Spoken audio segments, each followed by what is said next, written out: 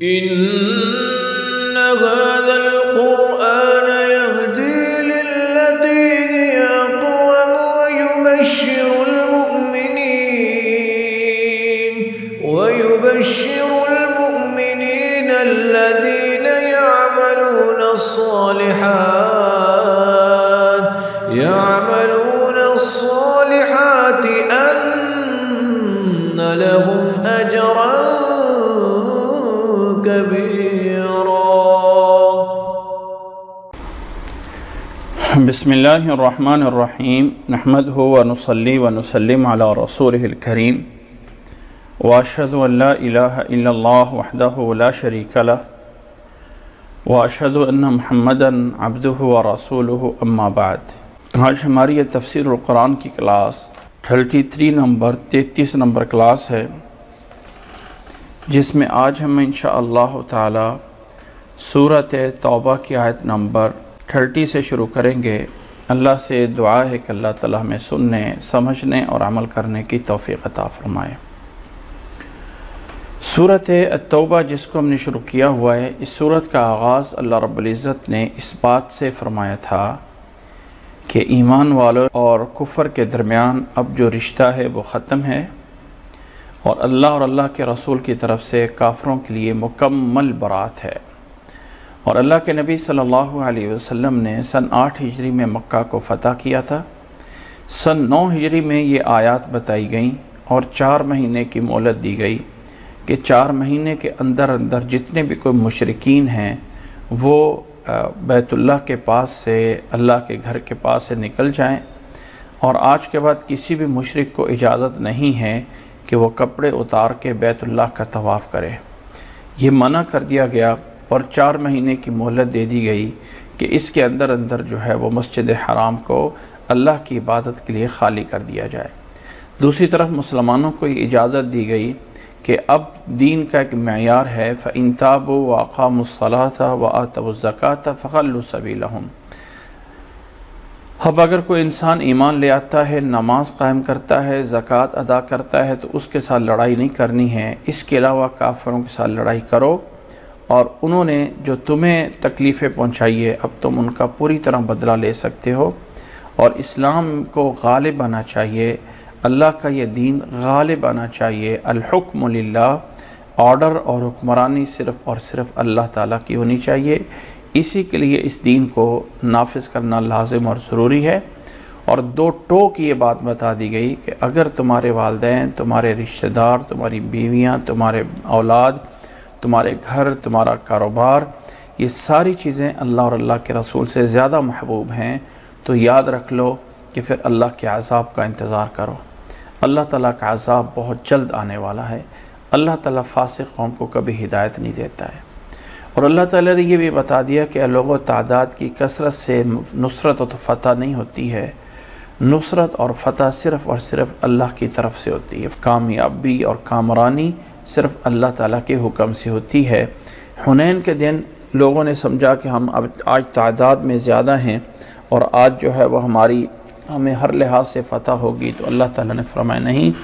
یاد کرو یوم حنین کو، جب تمہاری تعداد کی کثرت کی وجہ سے تم سمجھ رہے تھے کہ آج ہم تو بہت ہیں، اور اللہ تعالیٰ نے ایک دفعہ جھٹکا دیا اور زمین وسعت کے باوجود تنگ ہو گئی تھی، اور پھر اللہ تعالیٰ نے فتح عطا فرمائی تھی. اللہ تعالیٰ نے فرمایا یہ سب نصرت، یہ سب مدد اللہ کی طرف سے ہے. بس تمہاری ذمہ داری یہ ہے کہ کمزوری نہیں دکھانی ہے، بس اپنے آپ کو اللہ کے حکم کے تابع رکھو. جب اللہ تعالیٰ نکلنے کا حکم دیتا ہے اور نکل پڑو، پھر دیکھو نتیجتاً اللہ تعالیٰ تمہارے حق میں کس طرح کر کے ہر چیز تمہیں عطا فرماتا ہے. یہ مضمون چل رہا تھا کہ اللہ تعالیٰ نے فرمایا آگے کی آیات میں، آیت نمبر 30 سے سورۃ توبہ میں فرمایا، اعوذ باللہ من الشیطان الرجیم، بسم اللہ الرحمن الرحیم، وقالت الیہود عزیر ابن اللہ. یہود کہتے ہیں، یعنی یہ سب کے سب ایک لحاظ سے مشرک ہیں، چاہے کوئی اہل کتاب ہیں یا دوسرے ہیں. تو یہود کہتے ہیں وقالت الیہود عزیر ابن اللہ، یہود کہتے ہیں کہ حضرت عزیر علیہ السلام اللہ کے بیٹے ہیں. وقالت النصارى، اور نصارہ کہتے ہیں المسیح ابن اللہ، عیسیٰ المسیح جو ہیں وہ اللہ کے بیٹے ہیں۔ ذالک قولہم بافواہہم، یہ ان کا کہنا ان کے منہوں سے ہے، زبان کی بات ہے اور کچھ نہیں ہے، زبان کا کہنا ہے۔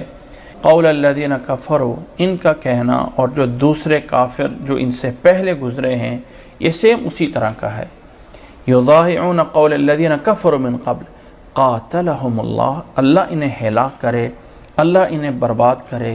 انا یؤفکون، کہاں یہ پلٹائے جاتے ہیں، کہاں پھر رہے ہیں، کہاں پلٹ رہے ہیں کہ اللہ تعالیٰ کے حکموں کو نہیں مان رہے ہیں۔ اللہ تعالیٰ نے فرمایا کہ وہ عزیر علیہ السلام کو اللہ تعالیٰ کا بیٹا مانتے ہیں، اگرچہ سارے یہود نہیں مانتے لیکن ان کے اندر یہ نظریہ پایا جاتا ہے۔ وقالت النصارى المسیح ابن اللہ، اور نصارہ عیسیٰ علیہ السلام کو اللہ تعالیٰ کا بیٹا مانتے ہیں، اور اللہ تعالیٰ نے فرمایا کہ یہ ان کی منہ کی باتیں ہیں، حقیقت میں ایسا کچھ نہیں ہے۔ اللہ تعالیٰ وحدہ لا شریک ہے، اللہ تعالیٰ تنہا ہے، اللہ تعالیٰ کا کوئی شریک نہیں ہے، اللہ تعالیٰ کی ذات میں، اللہ تعالیٰ کی صفات میں۔ یضاہعون قول الذین کفروا من قبل، جیسے پہلے کافر گزر چکے ہیں ان کی باتیں اور ان کی باتیں سب سیم ہیں۔ قاتلہم اللہ، اللہ تعالیٰ انہیں ہلاک و برباد کرے۔ انا یؤفکون، کہاں یہ بہکے جاتے ہیں، کہاں یہ پھرے جاتے ہیں۔ اتخذوا احبارہم ورہبانہم اربابا من دون اللہ، اتخذوا بنا لیا انہوں نے، احبارہم اپنے احبار کو، احبار حبر کی جمع ہے، اور رہبان راہب کی جمع ہے، کہ رہبان اور اپنے رہبانوں کو اور اپنے علماء کو، اربابا من دون اللہ، اللہ کے علاوہ معبود، رب کی جمع ارباب آتی ہے۔ یہاں پہ میں ایک بات بتا دوں، لفظ رب ہے یہ معنی پالنے والا، اور یہ اضافت کے بغیر کسی اور کے لیے استعمال نہیں ہو سکتے، یعنی ربن تو صرف اللہ ہے، اور جب کہتے ہیں رب المال تو اس کا معنی ہوتا ہے مال والا، جب بولا جاتا ہے رب الدار تو اس کا معنی ہوتا ہے گھر والا، یعنی دوسروں کے لیے اضافت کے ساتھ بولا جاتا ہے، کوئی جمع نہیں ہو سکتی۔ لیکن لفظ ارباب رب کی جمع آتی ہے، کہ ان لوگوں نے اپنے احبار کو اور رہبان، چونکہ پیچھے جمع آئے ہیں، احبار بھی جمع آیا ہے، رہبان بھی جمع آیا ہے، تو اللہ تعالیٰ نے اسی انداز سے بنا لیا کہ انہوں نے اپنے علماء تھے، ان کے اپنے جو زہداء تھے، جو زاہد لوگ راہب کہتے ہیں، جو علیحدہ ہو گئے، جنہوں نے تنہائیاں اختیار کر لیں اور تنہائیاں اختیار کر کے کہیں جنگلوں میں چلے گئے اور عبادت کے لیے اپنے کو وقف کر لیا، یہ رہبان تھے۔ احبار یہ حبر ہے، حبر کہتے ہیں سیاہی کو، یہ جو سیاہی ہوتی ہے جس سے ہم لکھتے ہیں اس کو بولا جاتا ہے حبر، اور اس کی جمع آئی ہے احبار، اور یہ حبر کو حبر اس لیے بولا جاتا ہے کہ اس سے نشان لگتا ہے، کہ کاغذ پہ پیپر پہ نشان لگایا جاتا ہے کہ یہ جو ہے ایک نشانی ہے، تو نشانی کے طور پہ جیسے ایک حبر کی نشانی ہوتی ہے ویسے ہی ایک عالم کی نشانی ہوتی ہے کہ وہ مفتی ہے، وہ عالم ہے، وہ بولتا ہے، لوگ اس کو فالو کرتے ہیں، وہ ایک علامت بن جاتا ہے، تو اس سے جو ہے وہ بولا جاتا ہے احبار، کہ انہوں نے بنا لیا، یہود و نصارہ نے، ضمیر دونوں طرف ہے، اتخذو، کہ یہود و نصارہ نے بنا لیا اپنے احبار کو اور اپنے رہبان کو اربابن، یہاں رب کی جمع لائی گئی ہے کہ پیچھے چونکہ ارباب ہیں، پیچھے چونکہ احبار اور رہبان ہیں، تو اس لحاظ سے انہوں نے اپنے احبار اور رہبان کو ارباب بنا لیا اللہ کے علاوہ، من دون اللہ۔ تو یاد رکھ لیں، ایک بات میں تھوڑی سی اپنے ان لوگوں سے کہنا چاہتا ہوں جو خاص طور پہ اس دنیا میں جو لوگ میڈل ایسٹ کے اندر رہتے ہیں، اور خاص طور پہ جو لوگ سعودیہ کے علاوہ باقی ممالک میں پائے جاتے ہیں، جس طرح کے عرب امارات ہیں، جس طرح کے سلطنت عمان ہے، یا جس طرح کے قطر اور بحرین ہیں، یہاں پہ ایک لفظ استعمال ہوتا ہے، اپنے اسپانسر کو ارباب بولا جاتا ہے۔ اپنے اسپانسر کو ان ممالک میں جو بھی ویزا لیتا ہے وہ کسی اسپانسر کے ساتھ ہوتا ہے، اور لوکل جو وہاں کا ہوتا ہے وہ اسپانسر بنایا جاتا ہے، وہ اپنی ایک اسپانسرشپ لیتا ہے اور اس طرح کر کے ہر کوئی بندہ وہاں پہ بزنس کر رہا ہوتا ہے، اور وہاں پہ جو ایک اسپانسر ہے لوکل ہے اس کے لیے لفظ بولا گیا ہے، ایک زبان عام ہو گیا ہے، ارباب صاحب، فلاں ارباب، فلاں ارباب، فلانا ارباب۔ لفظ ارباب اسی لفظ ارباب سے لیا گیا ہے جو کہ رب کی جمع ہے۔ واللہ عالم، اللہ تعالیٰ کی ذات میں یاد رکھ لیں کہ ایک چھوٹا سا ایسا شائبہ بھی نہیں چاہیے کہ جس میں شراکت ہو رہی ہوتی ہے، یہ نہیں چاہیے اللہ تعالیٰ کی ذات میں۔ اللہ کے نبی صلی اللہ علیہ وسلم کے سامنے ایک خطیب آیا جو بڑا خطیب ہوتا تھا، اور اللہ کے نبی صلی اللہ علیہ وسلم نے بولا کہ اچھا بول، کیا تو بول سکتا ہے؟ اس نے وہی خطبہ پڑھا جو اللہ کے نبی صلی اللہ علیہ وسلم کا تھا، اور جب اس بات پہ پہنچا وَمَن يَعْصِ اللَّهَ وَرَسُولَهُ فَقَدْ ضَلَّ وَغَوَىٰ، یہ خطبے کے الفاظ ہیں۔ مَن يَهْدِ اللَّهُ فَلَا مُضِلَّ لَهُ وَمَن يُضْلِلْهُ فَلَا هَادِيَ لَهُ۔ اس میں الفاظ یہ بھی آتے ہیں وَمَن يَعْصِ اللَّهَ وَرَسُولَهُ، اس نے وَمَن يَعْصِ اللَّهَ وَرَسُولَهُ کی جگہ پہ ان دونوں کو ایک پرونون میں جمع کر دیا اور بولا وَمَن يَعْصِهِمَا۔ اللہ کے نبی صلی اللہ علیہ وسلم نے فرمایا بئس الخطیب انت، بہت برا خطیب ہے تو۔ فقل ومن یعص اللہ ورسولہ، اللہ اور اللہ کے رسول کو ایک پرونون میں بھی نہیں جمع کیا گیا، کہیں وہ شراکت نہ آ جائے اللہ تعالیٰ کی ذات میں، کہ اللہ تعالیٰ کی ذات کے لیے انسان کو ایسے الفاظ سے منع کیا گیا ہے جن الفاظ کے دو معانی بن سکتے ہوں، ایک صحیح معنی بھی بن سکتا ہو اور ایک غلط معنی بھی بن سکتا ہو۔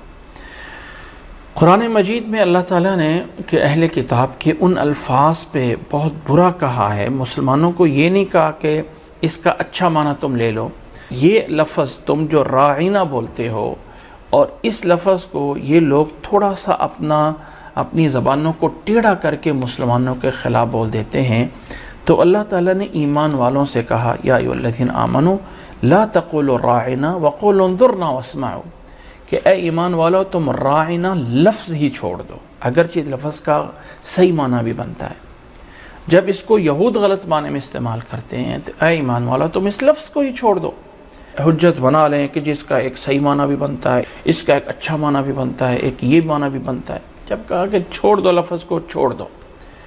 یہاں پہ گھروں کے اندر لین دین کے معاملات میں جس لفظ میں ایک اچھا معنی نکلتا ہو اور ساتھ ہی اسی لفظ کا ایک غلط معنی بھی نکلتا ہو تو اس لفظ کو ترک کر دیا جاتا ہے۔ ہو سکتا ہے آپ اچھا معنی لے رہے ہو لیکن سننے والا اس کا جو ہے وہ معنی وہ لے رہا ہو جو اس کا معنی صحیح نہیں بنتا ہے۔ تو لفظ ارباب کو اگر نہ بولا جائے، چھوڑ دیا جائے، اس کی جگہ پہ کفیل بول دیا جائے، اس کی جگہ پہ سپانسر بول دیا جائے تو لفظ بہتر ہوگا، واللہ اعلم بالخیر، بہتر ہوگا۔ اگرچہ ارباب کے لفظ کے استعمال یعنی وہ اس کو اپنے معنی میں لیتے ہیں، وہ اس کو یہ والا معنی نہیں لیا جاتا، لیکن بہتر ہے کہ جو لوگ سمجھدار ہیں، جو لوگ ان الفاظ کو سمجھتے ہیں، باوجود اس کے کہ وہ عربی کو جانتے ہیں، لیکن اس وقت وہ عرب نہیں ہیں جو اللہ کے نبی صلی اللہ علیہ وسلم کے دور کے تھے۔ اس وقت بہت ساری تبدیلیاں ہو چکی ہوئی ہیں، اور عربوں کے ہاں بھی ایک دین جو ہے وہ ایک ضرورت سی بن گئی ہے، دین کی وہ اہمیت نہیں رہ گئی ہے جو کہ اہمیت ہونی چاہیے، بہت بڑی اہمیت ہونی چاہیے۔ تو اس لیے ان چیزوں کے اوپر کوئی بہت بڑا آواز بھی نہیں اٹھاتا ہے، کیا ہے فلاں ہے، لیکن ایک سمجھدار بندے کو جاننا چاہیے کہ لفظ ارباب رب کی جمع ہے، اور رب کے لیے جو ہے یہ بولا جاتا ہے کہ اللہ تعالیٰ نے یہاں پہ مذمت کی ہے ان لوگوں کی، فرمایا کہ اتخذوا احبارهم ورهبانهم اربابا من دون اللہ، کہ انہوں نے اپنے احبار کو اور رہبان کو اللہ کے علاوہ معبود بنا لیا تھا۔ والمسیح ابن مریم، اسی طرح مسیح ابن مریم کو بھی انہوں نے معبود بنا لیا تھا۔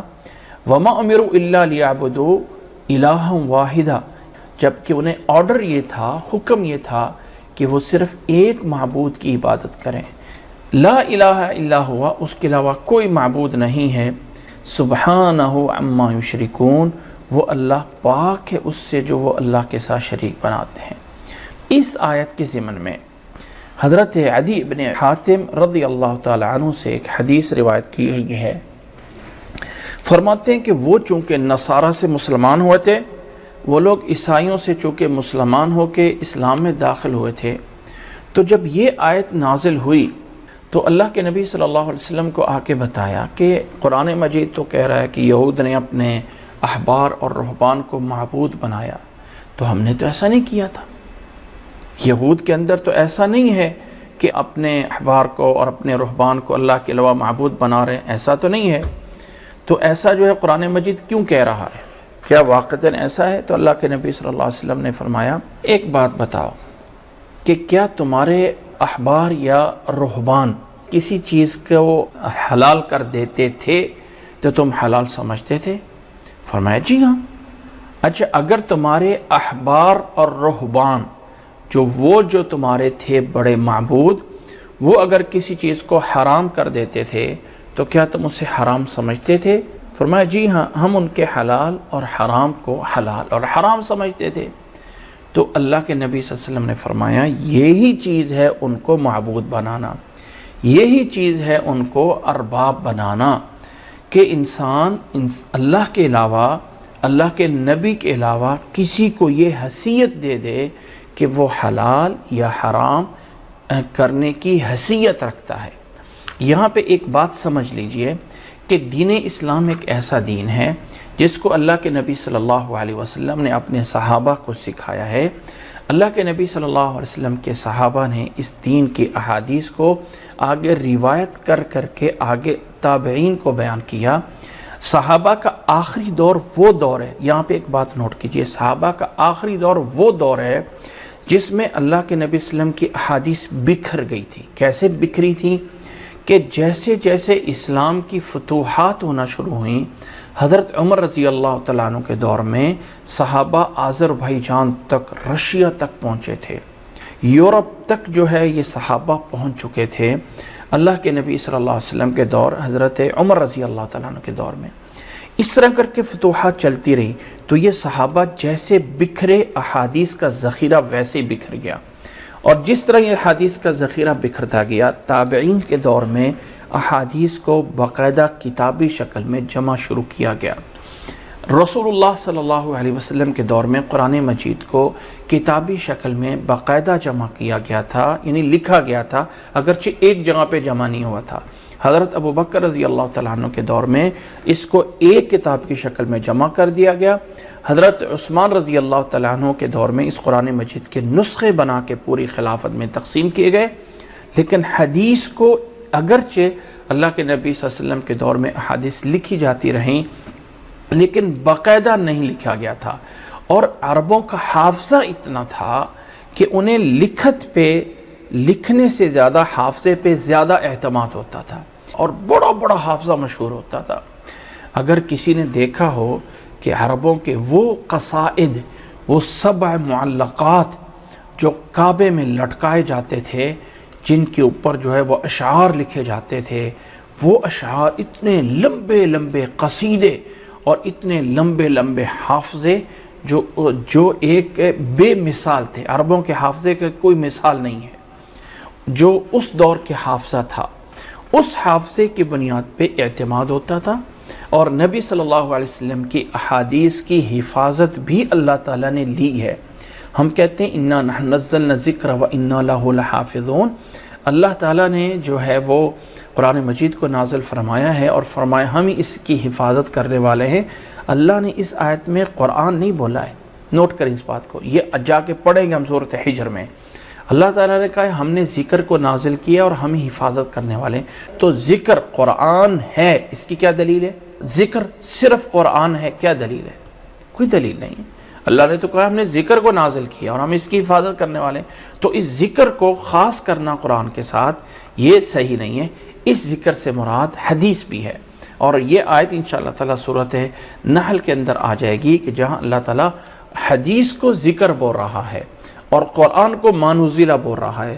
وَأَنزَلْنَا إِلَيْكَ الذِّكْرَ لِتُبَيِّنَ لِلنَّاسِ مَا نُزِّلَ إِلَيْهِمْ، سورۃ نحل کی آیت نمبر شاید 41 ہے، جس میں یہ بتایا گیا ہے۔ تو حدیث بھی ذکر ہے اور قرآن بھی ذکر ہے۔ قرآن براہ راست لفظاً اللہ کا کلام ہے، اور حدیث وحی ہے اللہ کی طرف سے بزبان رسول، وحی اللہ کی ہے بزبان رسول ہے، اور دونوں کی حفاظت کی ذمہ داری اللہ نے لی ہے۔ ایسا نہیں ہے کہ حدیث کی حفاظت کی ذمہ داری اللہ نے نہیں لی ہے۔ اس دور کے تابعین کی اگر محنتوں کو دیکھا جائے کہ ایک ایک حدیث کی خاطر مہینوں کا سفر کیا گیا اور ایک ایک حدیث کو حاصل کیا گیا، بہت بڑے سفر ہوئے۔ تابعین کے دور میں احادیثیں جمع کی گئی، تابعین کے آخری دور میں، تبع تابعین کے دور میں وہ ائمہ کرام آئے جنہیں آج ہم مسلک کے ائمہ کرام کہتے ہیں، جن میں سے امام ابو حنیفہ، امام شافعی، امام مالک، امام احمد بن حنبل۔ سب سے پہلے آنے والے امام ابو حنیفہ ہیں۔ جس رات کو امام ابو حنیفہ فوت ہوتے ہیں اس رات کو امام شافعی مکہ میں پیدا ہوتے ہیں، یعنی دور کا فرق میں بتا رہا ہوں۔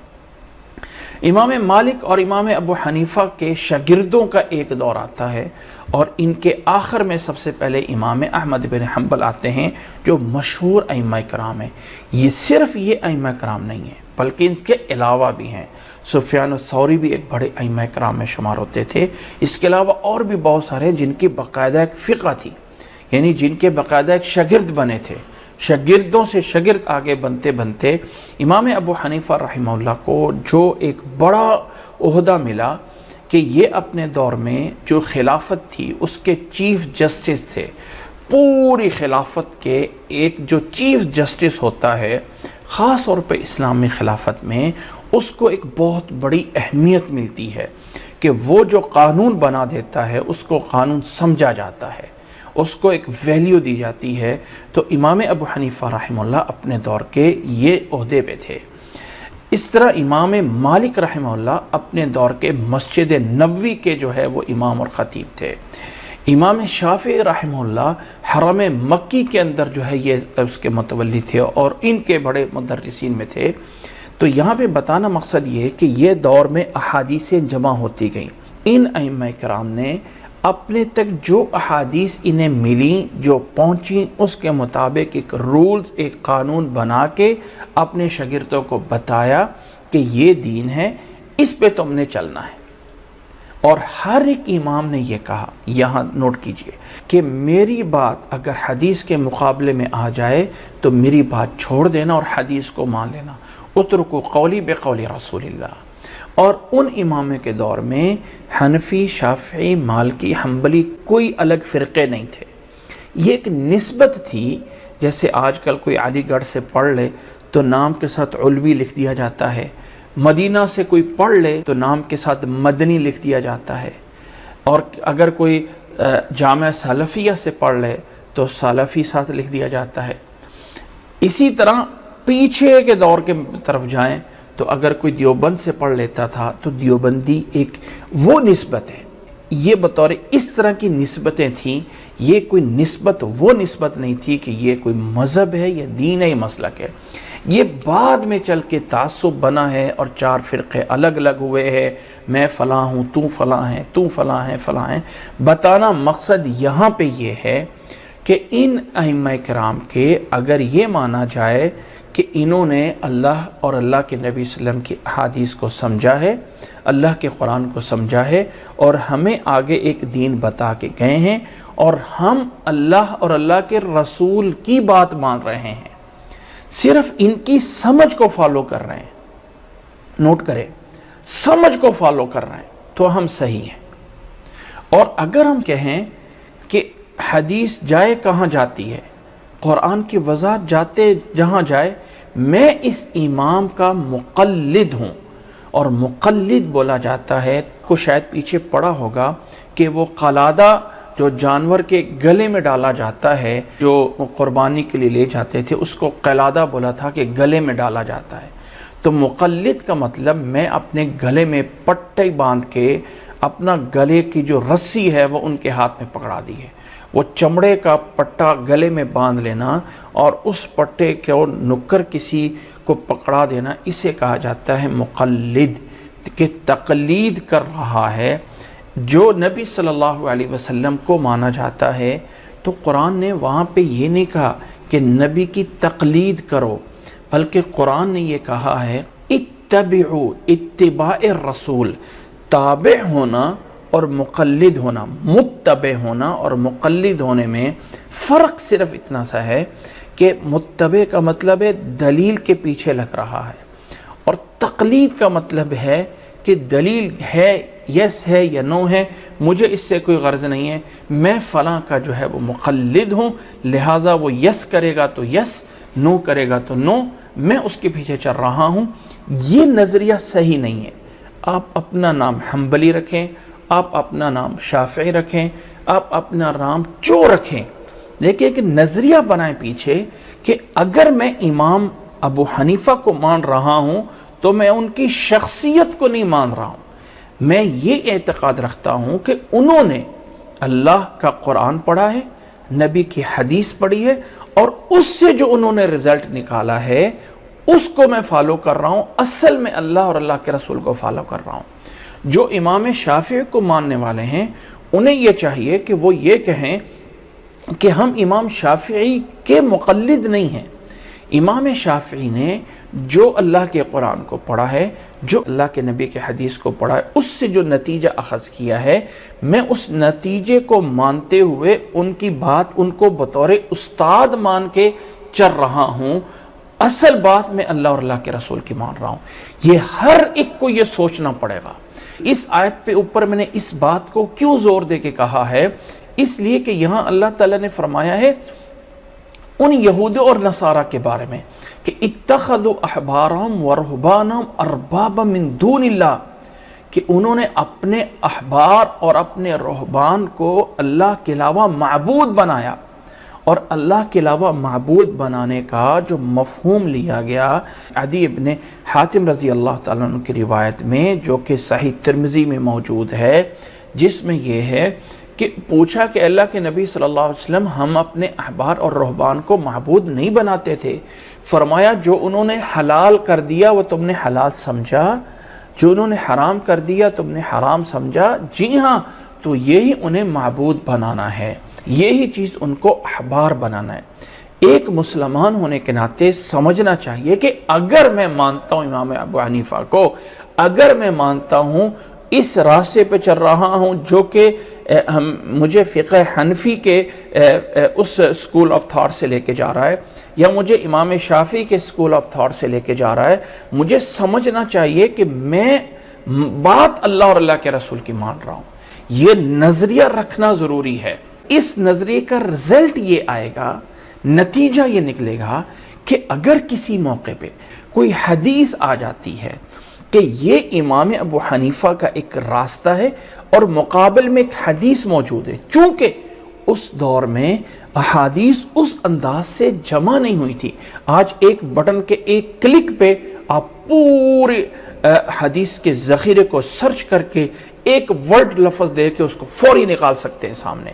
یہ سہولتیں پہلے نہیں تھی، پہلے ایک حدیث کو تلاش کیا جاتا تھا، ایک باقاعدہ آج بھی حدیث کی جو تلاش کرنے کا طریقہ ہے اس کو باقاعدہ ایک علم کے طور پہ مرتب کیا گیا ہے، تخریج الحدیث، جس میں باقاعدہ الگ الگ طریقے بتائے گئے ہیں۔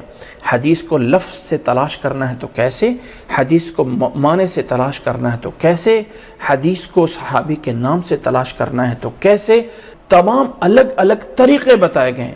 معجم الفاظ الحدیث ایک ایسی کتاب ہے جو کہ ایک یہودی ڈاکٹر نے لکھی ہے، اور بہت بڑا ذخیرہ ہے، اتنا بڑا والیوم ہے اس کتاب کا کہ اس ایک میرا خیال ہے کہ کوئی 1.5 فٹ اس کی اونچائی ہے، اور 1 فٹ سے زیادہ جو ہے وہ چوڑی کتاب ہے، جو 9 کتابوں پہ مشتمل ہے، بخاری، مسلم، ابو داؤد، ترمذی، نسائی، ابن ماجہ، موطا امام مالک، مسند احمد اور دارمی۔ ان پہ وہ اس طرح کر کے ہے 9 کتابوں پہ کہ آپ کسی ایک حدیث کا لفظ چاہیے، اس کا روٹ ورڈ ہونا چاہیے، ناصرہ سے نون صاد را کے اندر اس کتاب میں جا کے کھولے، نون صاد را نصرہ کے جتنے الفاظ فلاں فلاں حدیث میں آئے ہیں وہ ان 9 کتابوں سے ہر ایک حدیث نمبر، باب نمبر، اس کا صفحہ نمبر لکھنے کا، اور یہ مسلمانوں کے پاس بہت بڑا ذریعہ سمجھا جاتا تھا حدیث کو ریسرچ کر کے نکالنے کا کتابوں میں سے۔ اس کتاب کے مصنف ایک یہودی ڈاکٹر ہے۔ یہ کتاب مسلمانوں میں آج بھی کوئی وہ اسلامک لائبریری اس کتاب سے خالی نہیں ہوتی جس میں معجم الفاظ الحدیث یہ کتاب موجود نہ ہو، جس کے اندر 9 احادیث، اتنی بڑی ڈکشنری بنائی گئی ہے حدیث کی کہ اس طرح کے ہزاروں طریقے تھے، اور اس پہ ایک یہودی ڈاکٹر نے ریسرچ کر کے لکھی ہے، مسلمانوں نے لکھی۔ اب انہوں نے کس لیے لکھا، کیا مقصد تھا، میں ہم اس طرف نہیں جاتے۔ ہو سکتا ہے انہوں نے اپنے مفاد کے لیے لکھا ہو، حدیث کو تلاش کرنے کے لیے کہ ہم ہر ایک حدیث کا جواب کیسے دے سکتے ہیں۔ ہو سکتا ہے کہ انہوں نے کسی کو کوئی بڑا پروجیکٹ ملا ہو، جیسے ہمیں کسی کو مل جاتا ہے فلاں دین میں سرچ کرنے کا، فلاں ادیان میں سرچ کرنے کا، ایک ہو سکتا ہے کوئی ایسا ملا ہو۔ لیکن یہ کتاب اپنے فن میں حرف آخر سمجھی جاتی ہے۔ اگر کسی نے مینول طریقے سے حدیث تلاش کرنی ہوتی ہے، ایک لفظ سے لے کے کوئی ایک عربی کا لفظ حدیث کا آنا چاہیے، ایک لفظ آپ کو آنا چاہیے، اس حدیث کا عربی کا لفظ، اس کا روٹ ورڈ لیں، اس لفظ کو اس حدیث سے جا کے نکالیں، اور اس سے جا کے آپ کو پوری حدیث کی کتابوں کی لسٹ نیچے مل جائے گی۔ اس لفظ کا یہ ٹکڑا فلاں حدیث میں، اس لفظ کا ٹکڑا فلاں حدیث میں، وہ حدیث بخاری میں وہاں پہ فلاں، اور اس میں باقاعدہ جو رمز بتائے گئے، یعنی بخاری کے لیے خا، عین کے لیے سب کتابیں، ترمذی کے لیے تا، ابو داؤد کے لیے دال، باقاعدہ ایک نظم و ضبط بنا، یہ ایک یہودی نے بنا۔ کہنے کا مقصد یہ ہے کہ آج جو چیزیں تحقیق میں موجود ہیں یہ اس دور میں نہیں تھی۔ تو اس دور میں ان ائمہ کرام کو جتنا ملا، جو ملا، ایمانداری سے، صاف نیت سے، اس سے انہوں نے ایک دین منہج بنایا۔ اگر وہ احادیث بعد میں جمع ہوئیں، اب ایک حدیث امام ابو حنیفہ کے بارے میں ایک رائے یہ بھی موجود ہے کہ وہ تابعی ہے، یعنی کسی ایک صحابی کو بھی انہوں نے دیکھا ہے، اگرچہ اس میں اختلاف ہے، میں نہ اس میں ہاں کر رہا ہوں اور نہ ہی نو کر رہا ہوں، لیکن ایک رائے موجود ہے۔ تو اس کا مطلب ان کا وہ دور تابعین کا آتا ہے جس دور میں حدیثیں دور دور سے جمع ہو رہی تھی، اور راویوں کا ایک پورا چیپٹر جمع ہو رہا تھا۔ حدیث کو فلاں نقل کرنے والا ہے، اس کی یہ زندگی ہے، اس کی یہ باتیں ہیں، فلاں یہ اپنی جگہ پہ الگ جمع ہو رہا تھا۔ کوئی مذہب ایسا نہیں ہے تاریخ عالم میں، دنیا کی تاریخ میں، جس نے اپنے مذہب کے باتوں کو نقل کرنے والے لوگوں کے بارے میں 2 لاکھ راویوں کا ڈیٹا جمع ہے۔ 2 لاکھ بندے کہاں پیدا ہوئے، کہاں فوت ہوئے، کہاں سفر کیا، کس استاد سے کون کون سی حدیثیں حاصل کی، اور کس استاد کے پڑھتے ہوئے اس کے کلاس فیلو کون کون تھے۔ نوٹ کریں اتنی باریکی، اس فلاں استاد کے پاس پڑھتے ہوئے اس کے کلاس فیلو کون کون تھے، اور اس استاد نے ان کو کن کن حدیثوں پہ بتایا، اور پھر ان کا حافظہ کس معیار کا تھا۔ میں ایک چھوٹی سی آپ کو بتاتا ہوں، ایک حافظے کا معیار اس سے لگایا جاتا ہے کہ ہمارے پاس پورا ڈیٹا موجود ہے کہ 10 لوگوں نے یہ حدیث اپنے فلاں استاد سے پڑھی ہے، 10 لوگوں نے یہ حدیث فلاں استاد سے پڑھی ہے۔ اب 10 لوگوں کا ایک روایت کو انداز سے بنتے ہیں، ایک انداز سے بولتے ہیں، اور 9 لوگ، اور 10واں آدمی کسی اور انداز سے اس روایت کو کرتا ہے، تو ہم کہتے ہیں ثقہ ہونا اپنی جگہ پہ ہے۔ یا ہم یہ کہہ دیتے ہیں کہ اس کا حافظہ اس بات کو یاد نہیں رکھ سکا ہے جو 9 لوگوں نے بات کو یاد کر لیا ہے، چونکہ یہ سارے ایک ہی وقت میں ایک استاد کے پاس جمع تھے، اور اس سے اندازہ لگ جاتا ہے کہ اس کا حافظہ کمزور تھا۔ نیک ہونے میں کوئی شک نہیں ہے، لیکن حافظے کے اعتبار سے یہ بندہ اس معیار کا نہیں ہے۔ تو یہ حدیث میں کسی راوی کے حافظے کمزور ہونے کی ایک طریقہ ہے، اور بھی بہت سے طریقے ہیں۔ علم علوم الحدیث ایک پورا ایک فن ہے، مصطلح الحدیث اس کے پھر آگے فن ہے، یعنی علم الرجال الگ ہے، جرح التعدیل الگ ہے، اور علم التخریج الگ ہے، یہ علم المصطلح الگ ہے۔ یہ سارے کے سارے تاریخ عالم میں کوئی ایسا مذہب نہیں ہے جس نے اپنے مذہب کے نقل کرنے والوں کے لیے اتنا بڑا ذخیرہ جمع کیا ہو کہ اس وقت ان 2 لاکھ لوگوں کی زندگیاں پوری کی پوری محفوظ ہیں۔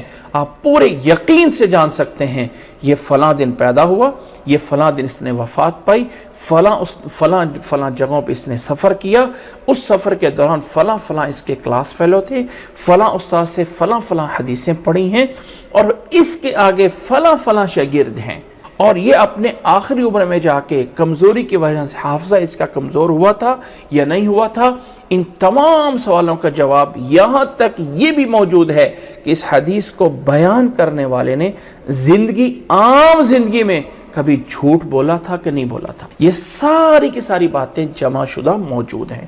یہ علم جمع ہو رہا تھا، احادیث باقاعدہ جمع ہو رہی تھی۔ اس دوران میں جو سب سے پہلے بڑی حدیث کی کتاب جمع ہوئی، خلیفہ وقت عمر بن عبدالعزیز رحمہ اللہ نے امام زہری کو باقاعدہ اس منصب پہ لگایا تھا کہ وہ حدیث کا ذخیرہ جمع کریں۔ تاریخ کے اندر جنہوں نے حدیث کو رد کرنا ہے، جنہوں نے حدیث کو نہیں ماننا، انہیں صرف دو شخصیات سے دشمنی ہے، ایک حضرت ابو ہریرہ سے اور ایک امام زہری سے۔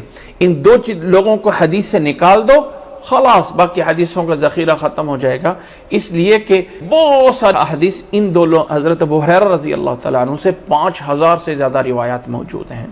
میں تھوڑا سا اندازہ لگانے کے لیے بتا دوں کہ صحیح بخاری میں 7000 حدیثیں ہیں، وہ بھی مکرر کر کے، یعنی ایک حدیث کو 2 بار، انما الاعمال بالنیات، یہ روایت بخاری شریف میں 9 دفعہ موجود ہے، 9 دفعہ ایک ہی روایت، وہ مختلف موضوعات میں لے کے آتے ہیں۔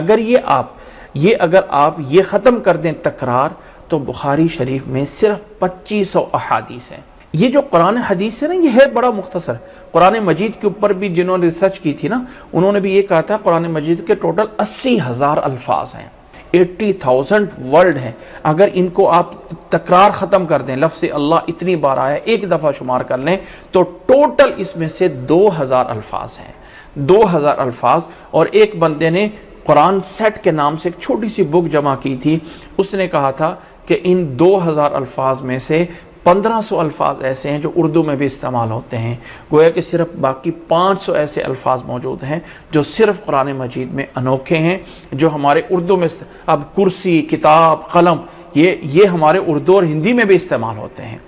بہرحال یہ ایک مصر کے عالم کی تحقیق تھی، وہاں سے یہ بات آئی تھی، اور 2000 الفاظ کو الگ سے نکال کے ان کا بھی لفظی ترجمہ جو ہے وہ لکھا ہوا کہیں نہ کہیں بازار سے مل سکتا ہے۔ بہرحال بتانا مقصد یہ ہے، ابو ہریرہ رضی اللہ تعالیٰ عنہ سے 5000 حدیثوں کے راوی ہیں، اور اسی طرح امام زہری رحمہ اللہ کی بہت زیادہ احادیث ہیں۔ سب سے بڑی کتاب جو حدیث میں لکھی گئی سب سے پہلے، وہ امام مالک رحمہ اللہ کی کتاب موطا ہے، جو باقاعدہ منظم صورت میں لکھی گئی۔ اس سے پہلے امام ابو حنیفہ رحمہ اللہ وفات پا چکے ہیں، اور امام ابو حنیفہ رحمہ اللہ کی اپنی ذاتی کوئی کتاب نہیں لکھی ہے، صرف پڑھایا ہے۔ شاگردوں نے آگے ان کی باتیں جو ہے وہ بیان کی ہیں، ان کا موقف یہ تھا، ان کا موقف۔ اب میں آپ کو پڑھاتا ہوں اور دوسرے دن ہی پوچھتا ہوں تو پڑھایا کچھ اور ہوتا ہے، اور اگر سننے والا کچھ اور بتاؤ، جی آپ نے تو یہ بتایا تھا، بھئی میں نے وہ نہیں بتایا تھا، میں نے کچھ اور بتایا تھا۔ تو اس سننے میں مسائل کی اخذ کرنا اور چیز ہے، اور حدیث کی نقل اور، کیونکہ حدیث کے نقل کرنے میں بہت باریکیاں لی جاتی ہیں، بہت ہی باریک پوائنٹ لیے جاتے تھے، مسائل کا اخذ کرنا اور ہے۔ تو یہ جو اجتہادات، یہ آراء، ہم اس بات کو بتانا مقصد اس آیت کے ضمن میں یہ ہے کہ بھائی آپ مان لو تم حنفی ہو، مان لو تم شافعی ہو، مان لیا تم حنبلی ہو، لیکن خدا کا واسطہ یہ ہے، اللہ کا واسطہ یہ ہے کہ اس کو اپنے دماغ میں یہ بٹھا لو کہ ہم ان ائمہ کرام کو یہ کہہ کے مانتے ہیں، ہم مانتے اللہ کے قرآن و حدیث کو ہیں، بس ان کی جو سمجھ تھی انہوں نے سمجھا کہ یہ صحیح ہے، ہم اس کے مطابق چل رہے ہیں۔ لیکن اس سے نتیجہ ہونا چاہیے کہ اگر حدیث مل گئی، اگر ان کے شاگرد اپنی رائے بدل سکتے ہیں حدیث ملنے کی بنیاد پہ، تو بعد والوں کو بھی چاہیے کہ بعد والوں، آج کل کے متعصبین کو بھی چاہیے، جو کہتے ہیں بڑے فخر سے بولتے ہیں ہم تو مقلد ہیں۔ ارے اللہ کے بندے، مقلد کیا؟ میں لفظ نہیں بولنا چاہتا ہوں، میں لفظ بولنا نہیں چاہتا ہوں، اشارہ کر دیتا ہوں کہ گلے میں پٹا جسے باندھ کے کھینچا جاتا ہے نا، وہ تقلید ہوتی ہے۔ گلے میں پٹا باندھ کے چمڑے کا اور رسی سے باندھا جاتا ہے نا، اس کو کہتے ہیں تقلید، کہ یہ تقلید ہوتی ہے، اور خوشی سے کہتے ہیں ہم مقلد ہیں۔ اور بھئی ہم کہہ دو کہ ہم متبع ہیں، ماننے والے، اتباع کرنے والے ہیں، تو اس میں کیا فرق پڑے گا؟ کوئی فرق نہیں ہے۔ اس لیے لفظ مقلد یا غیر مقلد، اس لفظ کو یہ ہم ہمارے خاص طور پہ یہ تعصب صرف اور صرف ہمارے پاک و ہند میں ہے۔ میں بہت سے ان علماء کو جانتا ہوں جو ہمارے پاک و ہند سے باہر ہیں، جو دنیا کے کسی بھی اور خطے سے ہیں، چاہے وہ لازمی نہیں ہے کہ میڈلسٹ سعودیہ سے ہوں یا دوسرے ملکوں سے ہوں، اس کے علاوہ اور بھی ممالک کے ہیں، اس کے علاوہ مراکش سے، جزائر سے، مصر سے، اس کے علاوہ اور بھی کئی طرف سے ہوتے ہیں، لیکن یہ تعصب نہیں پایا جاتا جو ہمارے پاک و ہند کے علماء میں، لوگوں میں، عوام میں پایا جاتا ہے۔ اس لیے اللہ کے لیے بات سمجھیں۔ بات یہاں سے نکلی ہے کہ یہود کو اللہ تعالیٰ نے مذمت اس لیے کی کہ انہوں نے اپنے احبار، اپنے علماء، اپنے رہبان، اپنے زاہدوں کو اللہ کے علاوہ معبود بنا لیا، اور حدیث نے بتا دیا کہ معبود بنانے کا انداز اور طریقہ یہ تھا کہ جو انہوں نے حلال کیا انہوں نے اس کو حلال سمجھا، جو انہوں نے حرام کیا اس کو انہوں نے حرام سمجھا۔ اس چیز کو ارباب من دون اللہ بولا گیا ہے۔ اس لیے اگر ہم مانتے ہیں اپنے ائمہ کرام کو، اس میں کوئی شک نہیں، ایک بات نوٹ کر لیجئے، میں جتنا مرضی ریسرچ کر لوں، یقیناً میں اس نہج پہ، اس مرتبے پہ نہیں پہنچ سکتا ہوں جس مرتبے پہ امام ابو حنیفہ رحمہ اللہ ہوں گے، نہیں پہنچ سکتا، میں ان کے قدموں کی خاک کے برابر بھی نہیں ہو سکتا ہوں۔ لیکن دوسری سائڈ پہ یہ بھی انصاف نہیں ہے کہ امام ابو حنیفہ رحمہ اللہ کی حدیث آ رہی ہے، ان کا قول آ رہا ہے، ان کا عمل آ رہا ہے، دوسری سائڈ پہ نبی کی بات آ رہی ہے، اور میں صرف یہ کہہ کے نبی کے حدیث کو چھوڑ دوں کہ چونکہ میں امام ابو حنیفہ کا مقلد ہوں، اس لیے مجھے لازم ہے کہ اس حدیث کا کوئی دوسرا معنی کروں یا کہہ دوں کہ یہ حدیث منسوخ ہو چکی ہے بغیر کسی دلیل کے۔ یہ جائز نہیں ہے، یہ جائز نہیں ہے، یہ انصاف نہیں ہے۔ میں کسی کے ساتھ بے انصافی نہیں کرنا چاہتا، یہ نہیں بتانا چاہتا کہ بھائی آپ میری بات لازمی مانو، لیکن ایک مسلمان ہونے کے ناطے سے اللہ کے لیے انسان کو سہل پسند ہونا چاہیے، انسان کو سہولت سے، تعصب سے نکلنا چاہیے، ایک عقل کو استعمال کرے۔ ہاں میں مانتا ہوں کہ یہ علماء، یہ محدثین، یہ ائمہ کرام، امام ابو حنیفہ، امام شافعی، امام مالک، ان کی ریسرچ ہم سے ہزارہ گنا بہتر ہے، لیکن ہو تو سکتا ہے کہ یہ حدیث ان تک نہ پہنچی ہو، یا تو یہ لے کے آؤ کہیں لکھا ہوا ہو کہ یہ والی حدیث، یہ خاص یہ والی حدیث امام ابو حنیفہ کے پاس پہنچی تھی اور انہوں نے اس حدیث کا یہ والا معنی کیا تھا، اور وہ والا معنی باقاعدہ ان کی کتاب میں باقاعدہ لکھا موجود ہے، تو بات ختم۔ بھائی ان کی سمجھ ہم سے ہزار گنا بہتر ہے، لیکن صرف ہوا میں تیر چلانا کہ تم زیادہ ان سے بڑے ہو، ان کو سمجھ نہیں تھی، یہی عذر مشرکین بیان کرتے تھے۔ اور آج کل کے جو دین سے پیچھے ہٹے ہوئے ہیں نا بدعات میں، ان کے پاس بھی سب سے بڑی دلیل یہی کہ ہم نے بڑوں کو یہ کرتے ہوئے پایا ہے، ہمارے آبا و اجداد یہ کرتے رہے، ہمارا بڑا ایسا تھا، میرا باپ ایسا تھا، میرا فلاں ایسا تھا۔ اس لیے اللہ کے لیے میں نے صرف اس پوائنٹ پہ یہ ساری بات کر دی ہے کہ حلت اور حرمت کا اختیار صرف اللہ کو ہے یا اللہ کے رسول کو ہے۔ حلت اور حرمت، جائز اور ناجائز کرنا کسی چیز کا کسی انسان کے اختیار میں نہیں ہے، نہ کسی ولی کے، نہ کسی امام کے، نہ کسی ولی کے، نہ کسی بزرگ کے، نہ کسی قطب ابدال۔ ان لوگوں نے جس راستے پہ چل کے اللہ اور اللہ کے رسول کی بات کو مانا ہے وہ ہمارے لیے منہج ہے، وہ ہمارے لیے راستہ ہے کہ فلاں امام ایسے اللہ اور اللہ کے رسول کی بات کو مانتے تھے، فلاں امام ایسے، اس منہج پہ چلنا ہے۔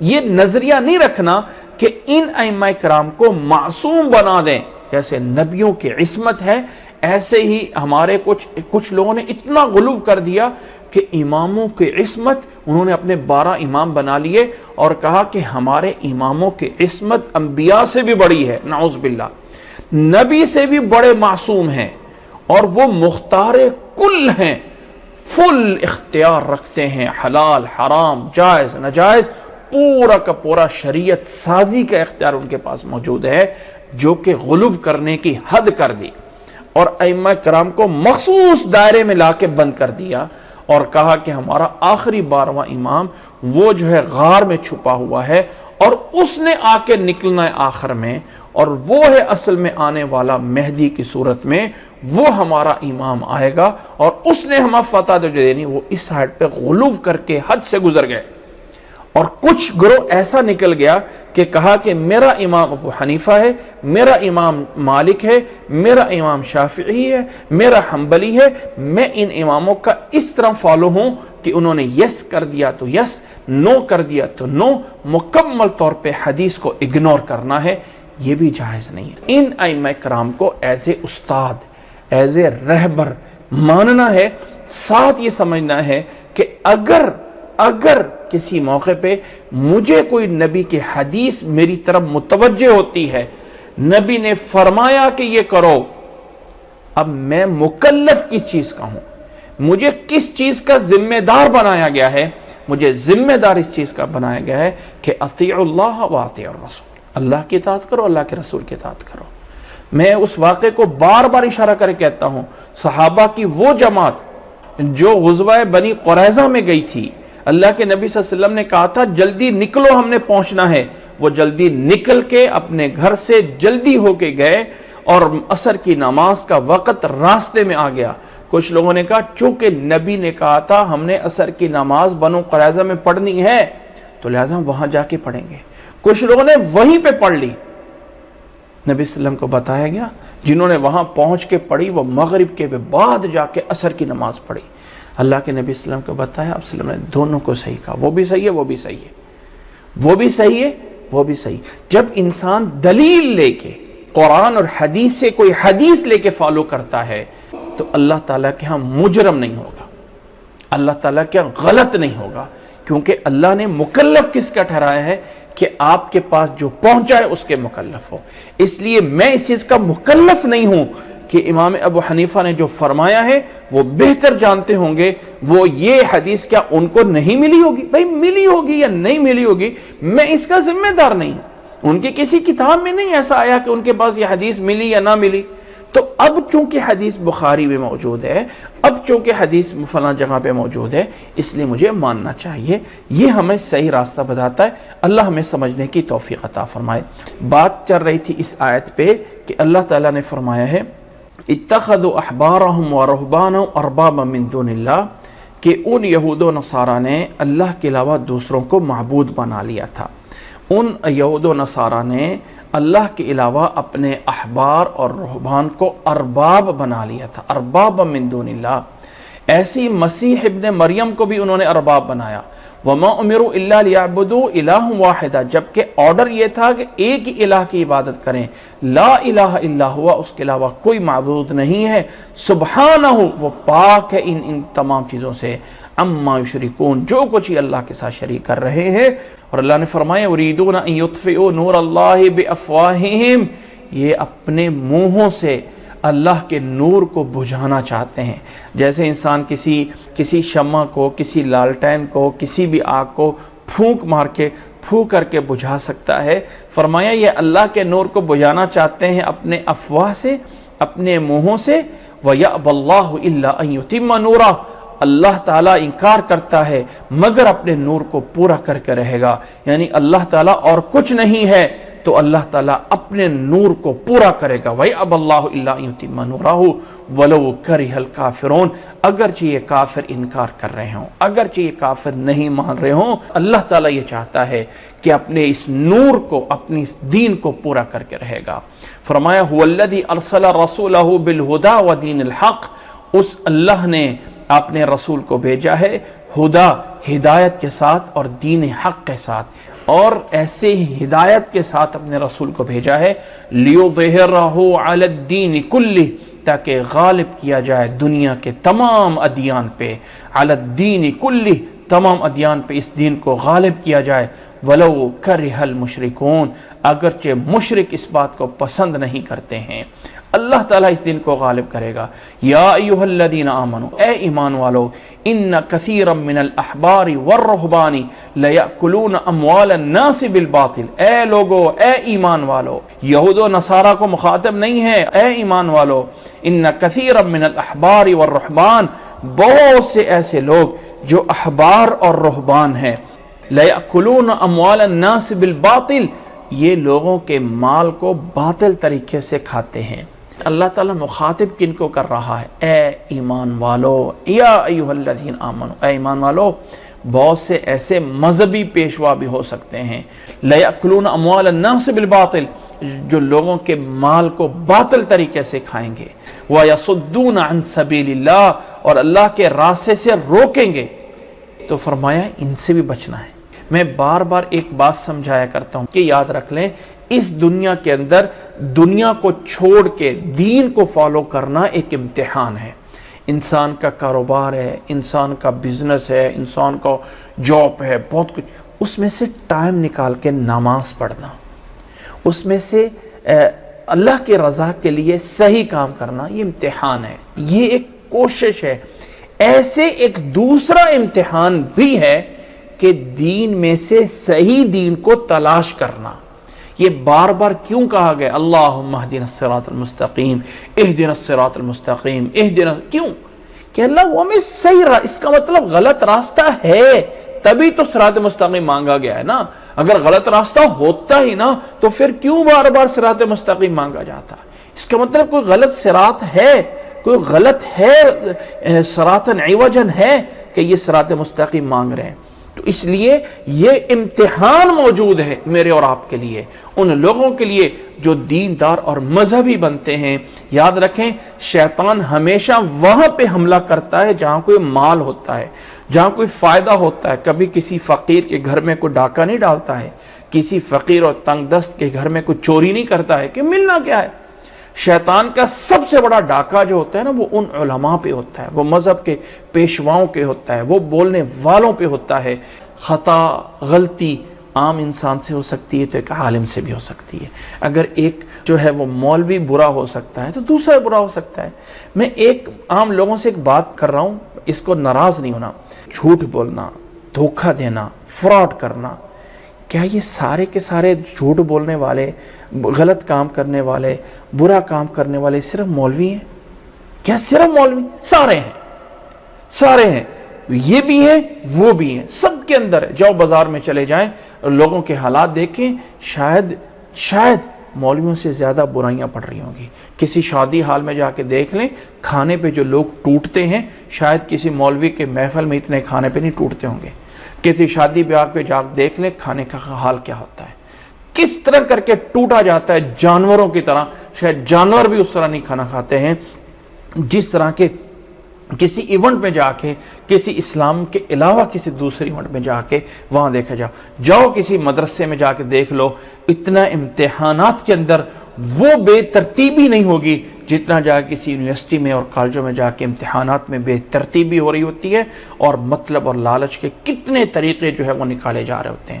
کہنے کا مطلب برائی تو ہر جگہ پہ ہے، لیکن کم از کم اتنا تو ہے نا کہ ایک بندہ نماز پڑھتا ہے، ایک بندہ اللہ کا نام لیتا ہے، یہ ایک ایکسٹرا اس کے اندر چیز موجود ہے۔ یعنی برائی میں یاسر بھی، عمار بھی، بکر بھی سب برابر ہیں، فلاں سب برابر ہیں، لیکن یاسر میں ایک چیز موجود یہ ہے کہ وہ نماز بھی پڑھتا ہے، تو یہ ایک ایکسٹرا چیز ہوئی نا۔ برائی میں تو سارے برابر ہیں، وہ بھی جا کے جو ہے وہ بری جگہ پہ جاتے ہیں، چاروں دوست ایک غلط جگہ پہ آتے جاتے ہیں، لیکن ایک دوست ایسا ہے جو نماز بھی پڑھتا ہے۔ تو اب یہ کہیں اچھا تو نمازی ہو کے گندے کام کرتا ہے، اچھا جی تو نے داڑھی رکھ کے جو ہے یہ جھوٹ بول رہے ہو، اچھا تو داڑھی رکھ کے جو ہے وہ فلاں جگہ پہ گیا ہوا تھا۔ بھائی بات یہ ہے کہ اس کی نیکی کو کیوں اس دوسرے کے ساتھ اٹیچ کرتے؟ نیکی اپنی جگہ پہ کر رہا ہے، لیکن کسی کو یہ ملامت دینا، کسی کو تانا دینا کہ اچھا تو نمازی ہو کے یہ غلط کام کر رہا ہے، شرم نہیں آتی؟ داڑھی رکھ کے تو غلط کام کر رہا ہے، شرم نہیں آتی؟ ایک طرف ایسے یقیناً موجود ہیں لوگ کہ جن کے اندر یہ ساری برائیاں پائی جاتی ہوں گی، لیکن ایکسٹرا ایک نماز کا پڑھنا، ایک اللہ کا نام لینا، ایک داڑھی رکھ لینا، یہ تو موجود ہے نا، یہ تو ایکسٹرا چیز ہے نا۔ کم از کم اس لحاظ سے تو ہمیں ایک احترام ہے نا۔ ہمارے معاشرے میں ایک گالی بنا دیا گیا، مولوی ایک بہت بڑی گالی ہے، مولوی صاحب، یہ بہت بڑا کہلانا، شرم آتی ہے کسی کو کہ اس کے نام کے ساتھ مولوی لگا دیا جاتا ہے، فلاں فلاں۔ اللہ تعالیٰ میں محفوظ فرمائے۔ کہنے ہیں کہ یہ برائیاں ہر جگہ پہ ہو سکتی ہیں، لیکن پھر بھی کچھ نہ کچھ تو اچھے لوگ بھی ہیں، بہت سے ہیں، یہ نہیں کہ دنیا میں نہیں ہے، یہ دنیا کے اندر بہت سے اب بھی وہ لوگ موجود ہیں۔ بدأ الاسلام غریبا وسيعود غریبا، وہ چیدہ چیدہ وہ لوگ اب بھی موجود ہیں کہ جن کی وجہ سے اللہ نے اس دین کو قائم رکھا ہوا ہے۔ اس لیے ان لوگوں کو تلاش کرنا یہ بھی ایک امتحان ہے، یہ بھی ایک امتحان ہے کہ آپ صحیح لوگوں کو تلاش کر رہے ہیں، صحیح لوگوں کو تلاش کر کے پیچھے چل رہے ہیں، یہ بھی ایک امتحان ہے۔ تو اللہ تعالیٰ نے یہاں پہ ان برے لوگوں سے بچنے کا بھی ہمیں ایک حکم دیا ہے، اور اللہ نے فرمایا یا ایھا الذین آمنوا ان کثیرا من الاحبار والرہبان لا یاکلون اموال الناس بالباطل، بہت سارے ایسے احبار اور بہت سے ایسے رہبان موجود ہیں جو لوگوں کے مال کو باطل طریقے سے کھاتے ہیں اور اللہ کے راستے سے روکتے ہیں۔ اور آگے اللہ نے فرمایا اے ایمان والو، اے لوگو ایک بات یاد رکھ لو، والذین یکنزون الذهب والفضة ولا ينفقونها في سبيل الله فبشرهم بعذاب علیم، جو لوگ یکنزون جمع کر کے خزانہ بناتے ہیں، سونے کا خزانہ، چاندی کا خزانہ، اور جمع کر کے اپنے مال کو اللہ کے راستے میں نہیں خرچ کرتے ہیں، فبشرهم بعذاب علیم، انہیں دردناک عذاب کی خوشخبری دے دیجئے۔ اس آیت کے دو چیپٹر ہیں، دو الگ الگ ہیں۔ پہلا، اے ایمان والو، بہت سے احبار اور رہبان لوگوں کے اموال باطل طریقے سے کھاتے ہیں اور اللہ کے راستے سے روکتے ہیں، یہ ایک خبر، اور یہاں آ کے بات پوری ہوگی، اور نتیجہ یہ ہے کہ اے ایمان والو ان سے بچ جاؤ۔ اے ایمان والو، چونکہ پیچھے کہا گیا تھا اتخذوا احبارہم ورہبانہم اربابا من دون اللہ، یہود نے اپنے احبار اور رہبان کو اللہ کے علاوہ معبود بنا لیا تھا، یہاں پہ بتایا گیا ایمان والو کچھ ایسے ہیں لہذا ان سے بچا جائے۔ اب آگے اللہ تعالیٰ نے دوسرا چیپٹر اس آیت میں کہ والذین یکنزون الذهب والفضة، جو لوگ سونے اور چاندی کو ذخیرہ کرتے ہیں اور اللہ کے راستے میں خرچ نہیں کرتے ہیں۔ بعض لوگوں کے پاس سونا 200 300 400 500 تولے سونا رکھا ہوا ہے، بھائی کس لیے؟ کیا مقصد ہے؟ کیا چاہتے ہیں اس چیز سے؟ کیا اتنا ہی ڈر موجود ہے؟ میرا خیال ہے کہ بعض لوگوں کے پاس اتنا بھی دیکھا گیا ہے کہ اگر ایک تولے کو ایک دن میں سیل کرتے رہو تو تب بھی مردے تک تب بھی نہیں ختم ہوگا، لیکن مقصد کیا ہے؟ کیا چاہت ہے؟ اللہ کی ذات پہ کوئی بھروسہ نہیں ہے۔ فرمایا جائز ہے، یاد رکھ لیں، جائز ہے کہ جو لوگ اپنے مال کی زکوٰۃ دیتے ہیں وہ ذخیرہ کر کے رکھ سکتے ہیں، کوئی منع نہیں ہے، جائز ہے۔ لیکن آخر اتنا کیوں رکھا گیا؟ ایک بینک میں لوگوں کو سنا جاؤ تو بعد فخر سے بولا گیا اللہ کا شکر ہے ہمارے پاس جو ہے وہ 10 بلین کا ہمارے پاس کریڈٹ موجود ہے۔ بھائی کیوں موجود ہے؟ کس لیے موجود ہے؟ اس کو اللہ کے راستے میں کیوں نہیں گھمایا گیا؟ یہ فقر، یہ فقیری، یہ تنگ دستی اس لیے آتی ہے جب مال کچھ ہاتھوں میں آ کے اس کچھ ہاتھوں کے اندر قبضہ آ جاتا ہے اور وہ کچھ لوگ مال کو ذخیرہ بنا کے اس کے اندر جو ہے وہ اپنی منمانیاں کرنا شروع کر دیتے ہیں، تب جا کے اس کے اندر جو ہے وہ فقر اور وہ محتاجگی آتی ہے۔ اگر مال سرکل ہوتا رہے، اللہ کے راستے میں خرچ کرے، کل کو اللہ تعالیٰ اس سے 2 گنا زیادہ آپ کو جمع کر دے گا، اس 2 گنا کو اور لوٹا دیں، پھر اللہ تعالیٰ 4 گنا آپ کو واپس دے دے گا، اس 4 گنا کو پھر اللہ کے راستے میں لگا دیں، 8 گنا اللہ دے گا، اور اللہ ایسی جگہ سے دے گا جہاں سے وہم و گمان بھی نہیں ہے۔ اچھا، پھر سیونگ کرنے کے عجیب و غریب طریقے بنائے گئے ہیں، عجیب و غریب طریقے، بعض ایسے طریقے وہ بھائی اتنا ڈر کہ ابھی سے ہم اس کی جو ہے اپنے بڑھاپے کے لیے ابھی سے جو ہے وہ ہم اپنی انشورنس کروا لیں۔ رازق اللہ ہے، آپ کسی کے نفع اور نقصان کے مالک نہیں ہیں، کوئی اللہ کی ذات بھی ہے جس پہ توکل چاہیے، کوئی اللہ کی ذات بھی ہے جس پہ بھروسہ چاہیے۔ اس لیے آپ کسی کا جتنا مرضی مستقبل جو ہے وہ سیکیور کر لیں، جتنا مرضی اس کا فیوچر جو ہے وہ بنا کے رکھ لیں، ایسے ہزاروں لوگ دیکھے ہیں جن کے پاس لاکھوں پڑا ہوتا ہے لیکن ایک دن میں ان کو جو ہے وہ اللہ تعالیٰ نیچے جو ہے وہ ٹکے ٹکے کا محتاج بنا دیتا ہے۔ اس لیے یاد رکھ لیں کہ مال اس لیے آیا ہے، اس کو ایک سرکل ہونا چاہیے، اس کو گھومنا چاہیے، تب جا کے اس میں برکت آتی ہے۔ اللہ تعالیٰ نے فرمایا ہے اس آیت میں والذین یکنزون الذهب والفضة، جو لوگ کنز ذخیرہ کرتے ہیں، خزانہ بنا کے رکھتے ہیں، سونے کا، چاندی کا۔ میں کسی کو بھی، جو لوگ مجھ سے مسائل پوچھتے ہیں، میں کسی کا بینک رو نہیں جانتا ہوں، کسی کا بزنس نہیں جانتا ہوں، کسی کا بیک گراؤنڈ کیا ہے کیا نہیں جان. لیکن ایک سوال پوچھنے والے نے یہ بھی پوچھا کہ میرے پاس 5 کلو سونا ہے, 5 کلو سونا پڑا ہوا ہے اور میں اس کی زکوٰۃ یوں کر کے ایسے سے دیتا ہوں. کہتا نہیں یہ تو اب اتنا ہے, اصل میں میرے پاس پورا 1 من سونے کا تھا, 1 من پورا سونے کا تھا اور اس کو جو ہے وہ میں سرکل چلاتا تھا. دیکھیں کیوں بھائی, کس لیے؟ کہتا بس رکھا ہوا تھا, میرے باپ نے رکھا, وہ مجھے مل گیا, آگے جو ہے وہ میں اپنی اولاد کو دے کے جاؤں گا, اولاد آگے اگلی اولاد کو دے کے جائے گی, وہ اس سے اگلی اولاد کو دے کے جائے گی, بس پڑا رہے گا, نہ اس کے کام, نہ اس کے کام, نہ اس کے کام, نہ اس کے کام. میں یہ نہیں کہتا کہ جب انسان زکوٰۃ دے رہا ہے تو جائز ہے, رکھ سکتے ہیں, کوئی گناہ نہیں ہے, لیکن یہ منشا نہیں ہے, اسلام کا یہ سبق نہیں ہے, اسلام کا یہ قانون نہیں ہے. اللہ تعالیٰ نے فرمایا والذین یکنزون الذہب, جو لوگ ذخیرہ بنا کے رکھتے ہیں سونے کا, چاندی کا, ولا ينفقونها فی سبیل اللہ, اور اللہ کے راستے میں اسے نہیں خرچ کرتے. اگرچہ یہاں سے مراد لیا گیا ہے زکوٰۃ, اگرچہ یہاں پہ مراد لیا گیا ہے فرض خرچ کرنا, لیکن قرآن مجید کی آیت عام الفاظ میں, قرآن میں اللہ تعالیٰ کہہ سکتا تھا ولا یزکون, اور زکوٰۃ نہیں ادا کرتے, لیکن قرآن نے بولا ہے ولا ينفقونها فی سبیل اللہ. مراد تفسیر زکوٰۃ ہی لی جاتی ہے, لیکن الفاظ قرآن مجید کے عام ہے.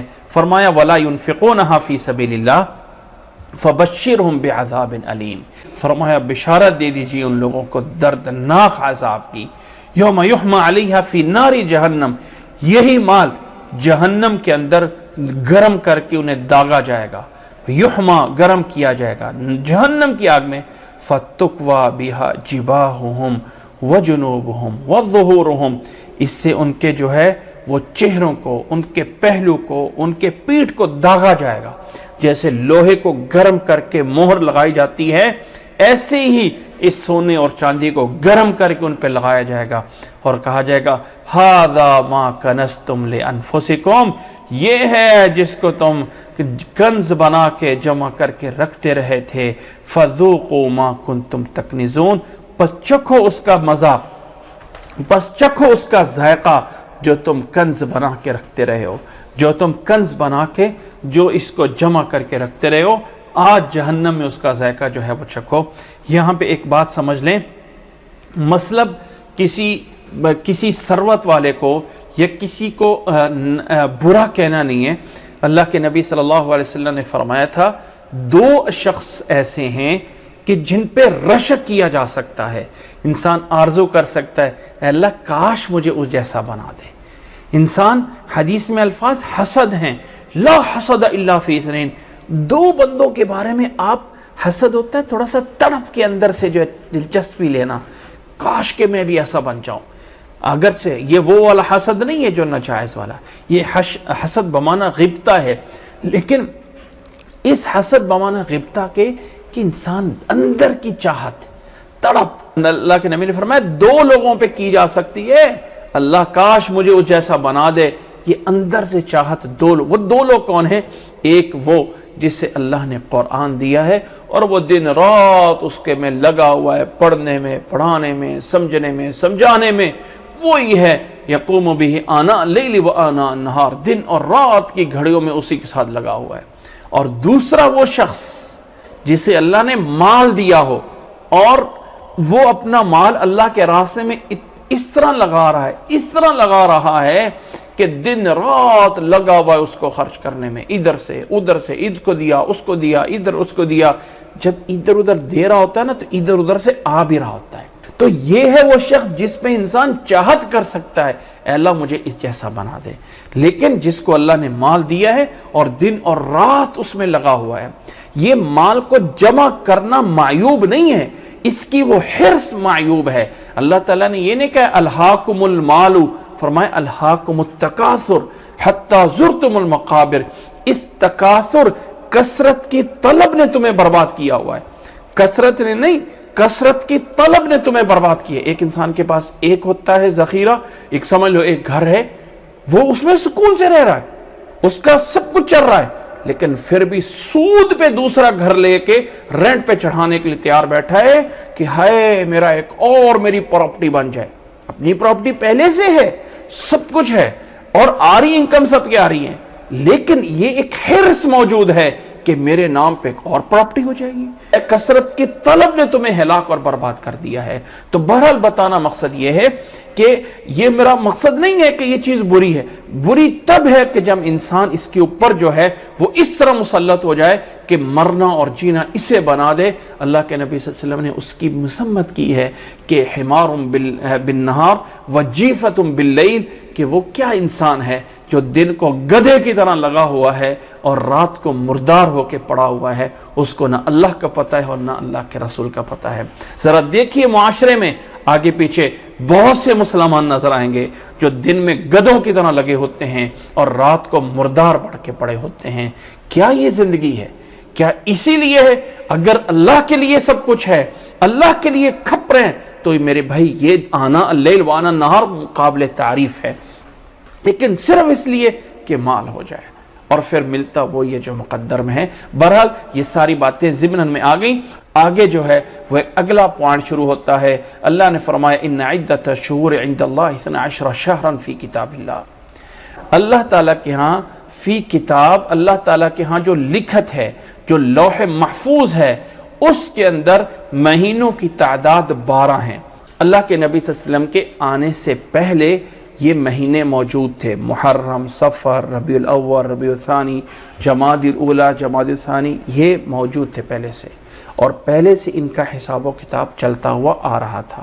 یہ جو ہمارے ہوتے ہیں نا جنوری، فروری، مارچ، اپریل، یہ جو مہینے ہیں میلادی، یہ ہیں سورج کے اعتبار سے، اور گرمی اور سردی میں جو سورج ہے ہمیشہ جو ہے وہ جنوری اور دسمبر میں ٹھنڈک ہوتی ہے اور ہمیشہ جون جولائی میں جا کے گرمی ہوتی ہے فل، تو یہ سورج کے حساب سے چلتے ہیں۔ جو اسلامک مہینے ہیں وہ چاند کے اعتبار سے ہوتے ہیں، چاند نکلا، چاند غائب ہو گیا، چاند کا ایک سرکل جو ہے وہ 15 دن میں پورا ہوتا ہے۔ جب 2 چاند کے سرکل پورے ہو جاتے ہیں تو ایک مہینہ سمجھا جاتا ہے، اور یہ چاند کے مہینے پہلے سے چلے ہوئے آ رہے ہیں۔ اللہ کے نبی صلی اللہ علیہ وسلم کے دور میں جب باقاعدہ صحابہ منظم ہو گئے، مدینہ جو ہے وہ بن گیا، اب ایک گنتی کی ضرورت تھی۔ اللہ کے نبی صلی اللہ علیہ وسلم کے دور میں بھی فکس نہیں کی گئی، مہینے چلتے رہے۔ ابو بکر رضی اللہ تعالیٰ کے دور میں بھی فلاں مہینہ، لیکن ایک پتہ تھا کہ 12 مہینے کا سرکل آ کے ذوالحجہ پہ پورا ہو جاتا ہے، پھر آگے محرم سے اگلا سال شروع ہو جاتا ہے، لیکن کوئی گنتی نہیں تھی۔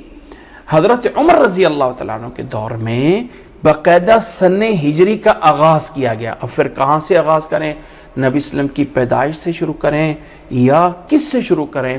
اس میں پھر اللہ کے نبی صلی اللہ علیہ وسلم جب ہجرت کر کے مدینہ آئے تھے تو ہجرت سے سن ہجری کا آغاز ہوا۔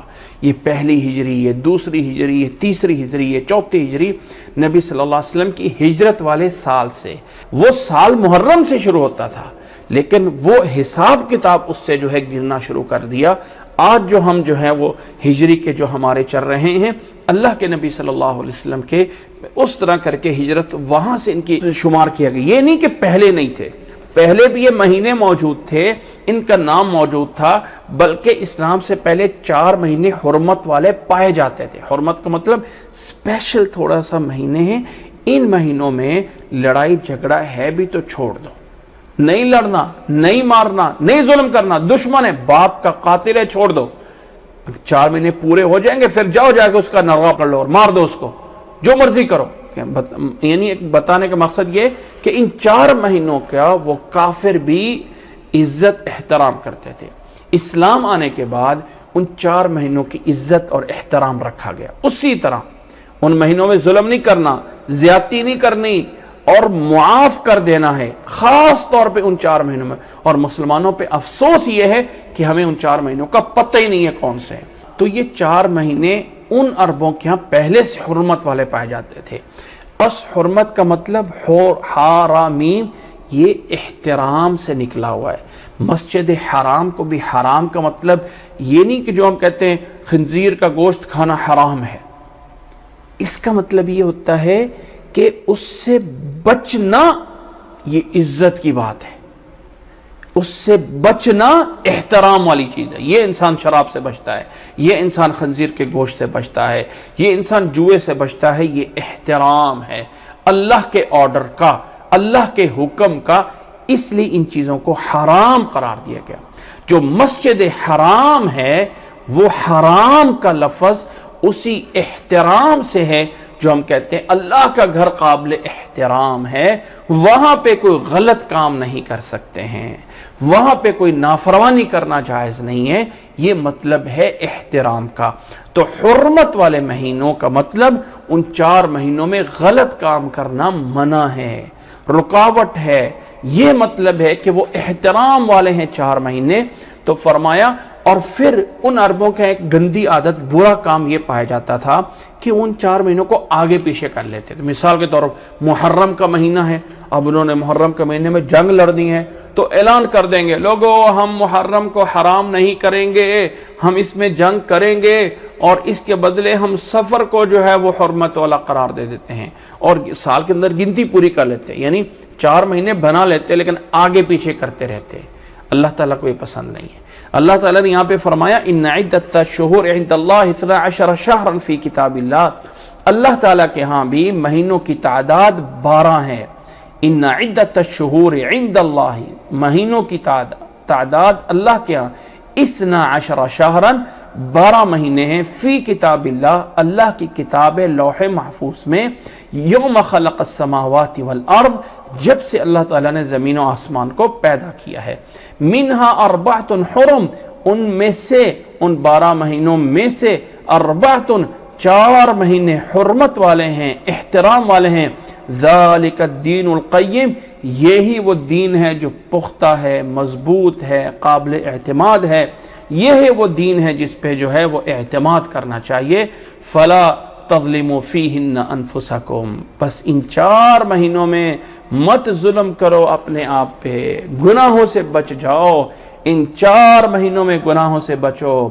اور ان مہینوں کے علاوہ وقاتل المشرکین کافۃ کما یقاتلونکم کافہ, ہاں ان 4 مہینوں کے علاوہ قتال کرو تمام مشرکین سے جیسے کہ وہ تمہارے سب لوگوں سے قتال کرتے ہیں. وَاعْلَمُوا أَنَّ اللَّهَ مَعَ الْمُتَّقِينَ, اور جان لو اللہ تعالیٰ کا ساتھ, اللہ کی مدد, اللہ تعالیٰ کی طرف سے حمایت وہ متقین کے ساتھ ہے, وہ ان لوگوں کے ساتھ ہے جو اللہ سے ڈرتے ہیں, جو تقوی اختیار کرتے ہیں, ان لوگوں کے ساتھ اللہ تعالیٰ کی رحمت ہے.